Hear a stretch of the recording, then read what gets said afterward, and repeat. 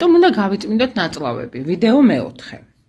ნახეთ, დღეს ვირუსების ხანაა და ძალიან ბევრი ჩივის, რომ იცით რა, დაბალი მაქვს იმუნიტეტი, ძალიან ხშირად ვაბადობ.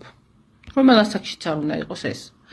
მოდით ახლა შევთანხმდეთ რა, რომ ჩვენი იმუნიტეტი ჯარის საზღვრებზე ფაქტიურად არის ის სასარგებლო ბაქტერიები, რომელიც უნდა გვყავდეს, ხო, ჩვენი მეგობარი ბაქტერიები. და თქვენ წარმოიდგინეთ, აი როგორც მაგალითად წელიწადში 3-4ჯერ, ანუ 3 თვეში ერთხელ ჩვენი სისხლი იცვლება, ასევე იცვლება ჩვენი ბაქტერიული ფონიც, აი როგორც ჯარში, ხო, ძველი ნაკადი უნდა წავიდეს და ახალი მოვიდეს, ხო, ანალოგიურად ეს ძველი ფლორა უნდა გააცილო, ახალი უნდა ჩააცხოვრო, გაამრავლო და ვიმეორებ, აი ეს ფლორაა სწორედ ჩვენი ჯარის საზღვრებზე და ანუ იმუნიტეტი. და რომელ ჩაცხოვრებაზეა საუბარი, თუ იქ მანამდე წმენდა არ მოხდა. ამიტომ ამბობ ხოლმე, რომ ჯერ უნდა წმენდა ნაწლავებს და მერე ფლორის ჩაცხოვრება და მერე იმუნიტეტი ძლიერი იქნება.